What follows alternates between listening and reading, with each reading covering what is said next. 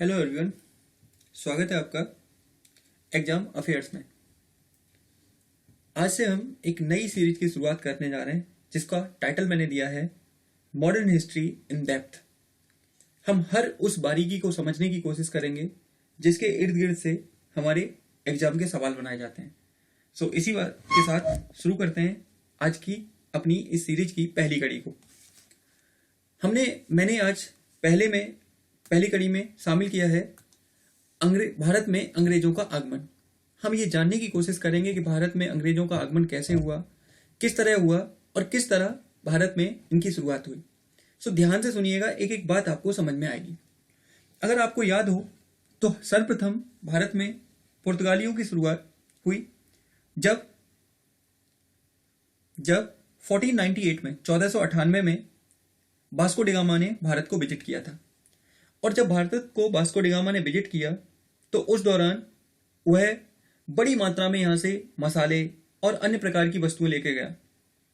और जब इन वस्तुओं को उसने अपने देश में बेचा तो उसकी यात्रा के कुल खर्चे में से 60% अधिक उसको लाभ हुआ था, जिसके कारण धीरे धीरे यूरोपीय लोगों का भारत की तरफ व्यापारिक इंटरेस्ट बढ़ता गया और नंबर ऑफ यूरोपीय देश भारत में आना शुरू हुए। लेकिन सबसे महत्वपूर्ण जो रहा भारत में जो देश रहा वो रहा ब्रिटेन। अब हम यही समझने की कोशिश करेंगे कि आखिर ब्रिटेन ने किस तरह भारत में अपना रूल एस्टेब्लिश किया, कैसे वो आए, क्या था, कैसे उनकी शुरुआत हुई। और उसके बाद लास्ट में मैंने आपके लिए एक क्वेश्चन भी रखा है जो इसी से रिलेटेड होगा, तो आप ध्यान से अच्छे से सुनिए क्या है। भारत में अंग्रेजों का आगमन जानने की कोशिश करेंगे, एक एक बातें आपको समझाऊंगा, ध्यान से सुनिएगा। तो पुर्तगाली व्यापारियों की सफलता को देखते हुए अंग्रेजों के द्वारा भी एशिया के साथ व्यापार का मन बनाया गया। मैंने जैसा कि आपको बताया कि पुर्तगालियों ने जब बड़ी मात्रा में एशिया के देशों के साथ व्यापार किया और उसका अत्यधिक लाभ उनको हो रहा था, तो अंग्रेजों को भी लगने लगा क्यों ना इस व्यापार का लाभ हमें भी उठाना चाहिए। तो हुआ क्या, वर्ष 1599 में यानी कि 1599 में मर्चेंट एडवेंचर्स नाम से जाने जाने वाले कुछ व्यापारियों ने पूर्व से व्यापार के लिए एक कंपनी बनाई। यानी कि 1599 में मर्चेंट एडवेंचर्स के नाम से जाने जाने वाले कुछ व्यापारियों ने पूर्व से व्यापार के लिए एक कंपनी बनाई।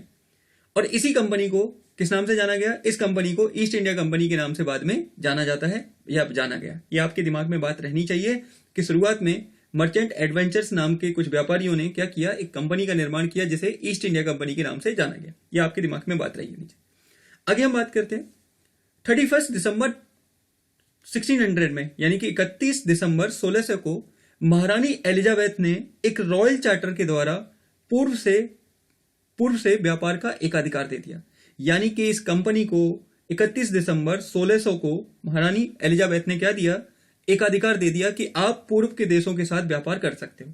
तो हुआ क्या, जब इनको आदेश मिला तो आगे क्या होगा, वर्ष 1608 में इस कंपनी ने भारत के पश्चिम तट पर सूरत में एक फैक्ट्री खोलने का निश्चय लिया। यानी कि जब इनको आदेश मिला तो आदेश मिलने के बाद इनकी शुरुआत भारत में होने लगी।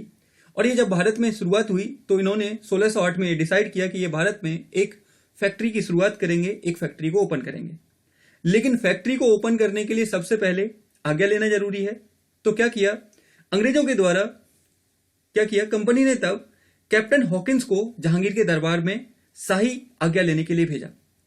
जिस समय कंपनी भारत में आई थी उस दौरान भारत में रूल था जहांगीर का। तो जब जहांगीर का रूल था भारत में तो कंपनी ने अपने एक अधिकारी कैप्टन हॉकिंस को दरबार में भेजा। जब दरबार में ये गए तो इन्होंने काफी अच्छी तरीके से राजा के साथ व्यवहार किया, सम्मानजनक तरीके से बात की और इनको परिणाम स्वरूप क्या हुआ, एक शाही फरमान के द्वारा पश्चिमी तट की अनेक जगहों पर अंग्रेज कंपनी को फैक्ट्रियां खोलने की आज्ञा मिल गई। यानी कि जहांगीर इतने ज्यादा प्रभावित हुए इनसे, कैप्टन हॉकिंस से, कि उन्होंने बिना कुछ ज्यादा विवाद उत्पन्न किए आसानी से इनको क्या दिया, आज्ञा दे दी। और आज्ञा मिलने के बाद फिर तो पश्चिमी तट पर अंग्रेजों के द्वारा अनेक अपनी फैक्ट्रियां की शुरुआत की जाने लगी। अब देखेंगे, समझेंगे कहां कहां पर इन्होंने क्या क्या किया। तो देखते हैं आगे। मगर अब ध्यान से सुनना, इतनी सारी छूट मिलने के बावजूद भी अंग्रेज शुरुआत से ही लालच में रहे और फिर बाद में बोलेंगे, जो इनके इतिहासकार हैं वो बोलते हैं कि हमने तो भारत को बेखबरी के दौर में जीता। अब यहाँ पे बेखबरी क्या है? आपको पहले आज्ञा मांग रहे हो, आज्ञा मांगने के बाद आपको आज्ञा मिल रही है, आप अपनी फैक्ट्रियां लगा रहे हो और फैक्ट्रियां लगाने के बावजूद भी आप संतुष्ट नहीं हो और फिर भी आपके इतिहासकार कहते हैं कि हमने भारत को बेखबरी के दौर में जीता। अब यही जानने की कोशिश हम करेंगे। मगर इस झूठ से अंग्रेज संतुष्ट नहीं थे। कैसे होंगे? उनको तो बड़ा बड़ा सब कुछ चाहिए था, तो संतुष्ट कैसे हो सकते हैं? तो आगे वर्ष 1615 में उनका दूत यानी कि दूसरा व्यक्ति जिसका नाम था सर टॉमस रो, ध्यान से सुनिएगा, सर टॉमस रो मुगल दरबार में पहुंचा। यानी कि वर्ष 1615 में उनका दूत टॉमस रो मुगल दरबार में पहुंचा। टॉमस रो मुगल साम्राज्य के सभी भागों में व्यापार करने और फैक्ट्रियां खोलने का अधिकार देने वाला शाही फरमान जारी करने में सफल रहा। यानी कि जब ये मुगल दरबार में पहुंचा तो मुगल दरबार में क्या हुआ, इसको सभी क्षेत्रों में व्यापार करने, भारत के सभी क्षेत्रों में व्यापार करने और साथ ही फैक्ट्रियां खोलने का शाही अधिकार इसको मिल गया। यानी कि ये उसमें सफल रहा। अब जब सफल रहा तो फिर आगे क्या होगा? अब धीरे धीरे यहीं से अंग्रेजों की भारत में स्थिति मजबूत होना शुरू होगी। अब क्या होगा आगे समझने की कोशिश करते हैं कि कैसे फिर अंग्रेज धीरे धीरे मजबूत होते गए। और जब अंग्रेजों की स्थिति मजबूत हुई तो क्या हुआ, एक और इनके फेवर में काम हुआ जिसकी वजह से इनकी स्थिति और ज्यादा मजबूत हुई। वो काम क्या था? 1622 में जब सम्राट चार्ल्स द्वितीय ने एक पुर्तगाली राजकुमारी से शादी की तो पुर्तगालियों ने सम्राट को बंबई का द्वीप दहेज में दे दिया। क्या अजीब परंपरा थी। हमारा देश, हमारे लोग, और दहेज में किसको मिल रहा है? अंग्रेजों को। यानी कि बाहर की शक्तियां हमारे देश को दहेज में देने का काम कर रही हैं। और यह हुआ कब? जब 1622 में सम्राट चार्ल्स द्वितीय ने पुर्तगाली राजकुमारी से शादी की तो पुर्तगालियों ने क्या किया, सम्राट को बंबई का द्वीप दहेज में दे दिया। यानी कि अब इनडायरेक्टली कहें तो अंग्रेजों के पास क्या आ गया, इनडायरेक्टली क्या डायरेक्टली कह सकते हैं कि अंग्रेजों के पास बंबई भी आ गया, जो उस समय का सबसे ज्यादा प्रसिद्ध एरिया माना जाता था। अतः फिर क्या हुआ, गोवा, दीव और दमन को छोड़कर पुर्तगालियों के हाथ वाले क्षेत्र निकल गए। यानी कि धीरे धीरे फिर क्या हुआ कि देश में पुर्तगालियों की स्थिति कमजोर होती गई। और जब पुर्तगालियों की स्थिति कमजोर हुई तो इसका फायदा किसने उठाया? अंग्रेजों ने। और अंग्रेजों ने इसका फायदा उठाकर धीरे धीरे अपनी स्थिति को मजबूत करना शुरू किया। अब जब अंग्रेजों ने अपनी स्थिति को मजबूत करना शुरू किया तो उसी दौरान इनका संघर्ष हुआ किसके साथ? डचों के साथ।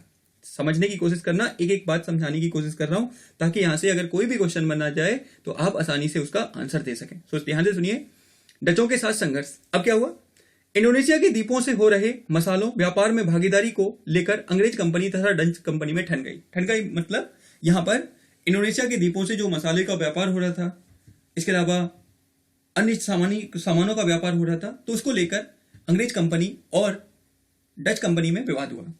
और जब यह विवाद हुआ, समझने की कोशिश कीजिएगा, जब यह विवाद हुआ तो इसको लेकर कई बार संघर्ष हुए। दोनों के बीच लड़ाई रह रहकर 1654 यानी कि 1664 से आरंभ हुई और यह 1667 यानी कि 1667 में तब समाप्त हुई जब अंग्रेजों ने इंडोनेशिया पर सारे दावे छोड़ दिए और बदले में डचों ने भारत की अंग्रेज बस्तियों को न छूने का वादा किया।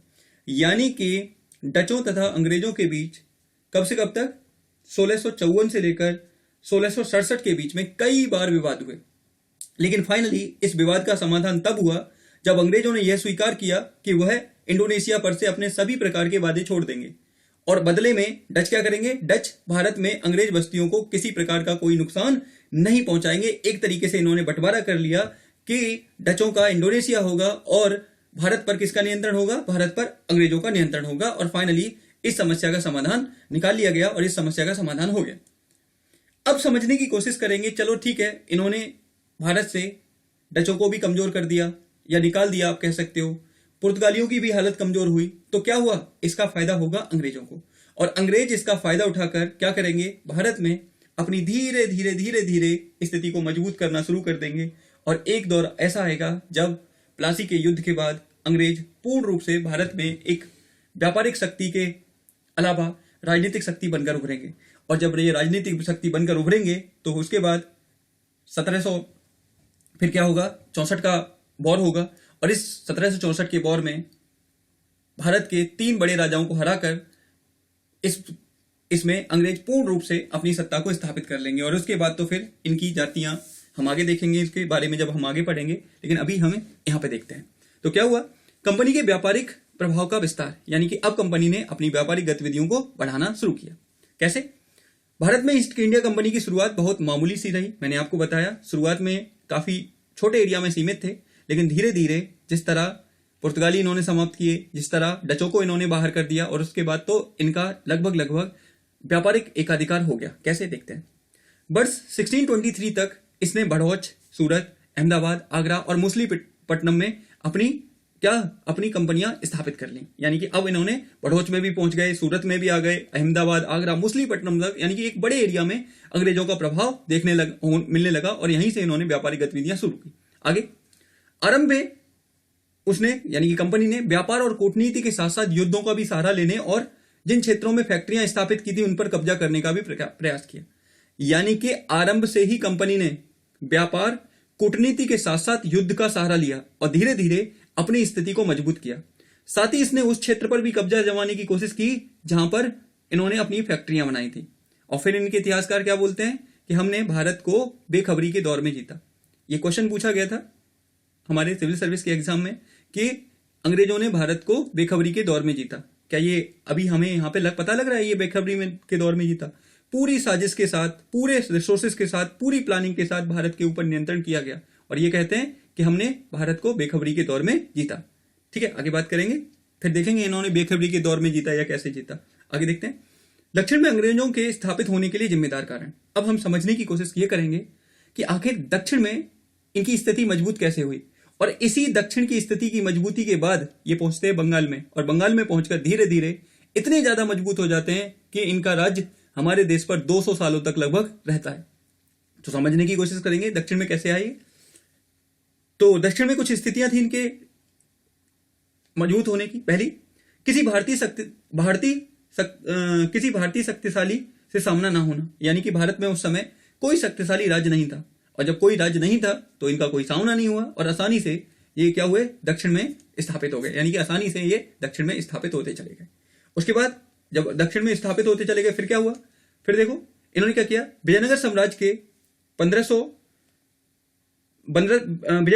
1565 में तालीकोटा युद्ध में नष्ट हो जाने के कारण अनेक छोटे व कमजोर राज्यों का उदय हुआ। यानी कि क्या हुआ था 1565 के अंदर, ध्यान से सुनिएगा, 1565 के अंदर जो विजयनगर साम्राज्य था जिसकी स्थापना हरिहर और बुक्का नामक दो भाइयों के द्वारा 1336 ईस्वी में की गई थी, वो साम्राज्य क्या हुआ 1529 में कृष्णदेव राय की मृत्यु के बाद धीरे धीरे कमजोर होता चला गया। और 1565 में स्थिति यह आई कि यह साम्राज्य राक्षसी तागड़ी वॉर या फिर तालीकोटा के युद्ध में क्या हो गया, हार गया। और जब ये साम्राज्य हारा तो उसके बाद इस क्षेत्र में धीरे धीरे छोटी छोटी शक्तियों का उदय हुआ जो कि काफी ज्यादा कमजोर थी, जो अंग्रेजों के सामने क्या नहीं टिक पाई। तो इसका फायदा इनको हुआ और उसके बाद इन राज्यों को लालच, डरा धमकाकर अपनी ओर कर लेना। अंग्रेजों ने क्या किया, वो शुरुआत से जो करते थे, इन्हें लालच दिया, डराया, धमकाया और धीरे धीरे इन राज्यों को अपनी तरफ करना शुरू कर दिया। जब ये सारी स्थितियां इनके फेवर में थी तो जाहिर सी बात है दक्षिण में इनकी शुरुआत हो गई और दक्षिण में धीरे धीरे ये मजबूत होना शुरू हो गए। आई थिंक इतनी बात आपको मेरी समझ में आई होगी कि इस तरह अंग्रेजों ने भारत पर अपनी शुरुआत की और इसकी शुरुआत सर्वप्रथम कहां से हुई, दक्षिण के राज्यों से हुई। अब दक्षिण के राज्यों में जब इसको सफलता मिली तो धीरे धीरे इन्होंने क्या करना शुरू कर दिया, इन्होंने फिर ये आगे बढ़ेंगे और फिर भी ये बंगाल, बिहार, उत्तर प्रदेश जो पहले सीमांत प्रांत वाला क्षेत्र था या इसके अलावा और बड़े क्षेत्र पर अपना कब्जा जमा लेंगे। और ये कब्जा इतने मजबूत तरीके से जमा लेंगे कि हर सिचुएशन में 200 सालों तक भारत का लगातार शोषण करते रहेंगे। आई थिंक आपको इतनी बात मेरी समझ में आई होगी। इससे आगे हम ये जानने की कोशिश करेंगे आगे की सीरीज में और हम समझेंगे कि फिर बाद में अंग्रेजों की स्थिति कैसे मजबूत हुई, कैसे ये धीरे धीरे आगे बढ़े, कैसे प्लासी का युद्ध हुआ, किस तरह बक्सर का युद्ध हुआ और कैसे फारूक शेर ने इनको एक विशेष अधिकार दिया, विशेष फरमान दिया जिसकी सहायता से इन्होंने दुरुपयोग करके भारत की स्थिति को कमजोर किया। जाते जाते आपको एक क्वेश्चन देता हूं मैं, जिसका नाम है अभ्यास प्रश्न। क्या है, आप इसको आंसर कमेंट बॉक्स में दीजिएगा। क्या है, ईस्ट इंडिया कंपनी के संदर्भ में निम्न कथनों पर विचार करें। पहला ऑप्शन है 1600 ईस्वी में ईस्ट इंडिया कंपनी को एलिजाबेथ ने पूर्व के साथ व्यापार का एकाधिकार प्रदान किया, ये इसमें कहा गया पहले ऑप्शन में। दूसरे ऑप्शन में कंपनी ने सर्वप्रथम टॉमस रो को जहांगीर के दरबार में शाही आज्ञा लेने के लिए भेजा। तीसरा स्टेटमेंट है 1622 में सम्राट चार्ल्स द्वितीय को डच राजकुमारी से शादी करने पर दहेज में बंबई का द्वीप प्राप्त हुआ। आपको बताना है निम्न में से कौन सा कथन गलत है। ध्यान से सुनिएगा, गलत पूछा है। निम्न में से कौन सा कथन गलत है? केवल एक, बी 1 और 2, सी 2 और 3 और डी इनमें से कोई नहीं। तो इसका आंसर आप कमेंट बॉक्स में दीजिएगा, आपके आंसर का इंतजार रहेगा। मिलते हैं ऐसी ही नई सीरीज में जिसमें बहुत कुछ आपको जानने को मिलेगा कि आखिर अंग्रेजों की शुरुआत भारत में कैसे हुई, क्या वास्तव में भारत में बेखबरी के दौर में भारत को जीता गया या फिर पूरी साजिश थी। ये सब बात, हर एक छोटी बात जानने की कोशिश करेंगे। मिलते हैं ऐसी सीरीज में, तब तक के लिए आप सभी का धन्यवाद। God bless you all of you.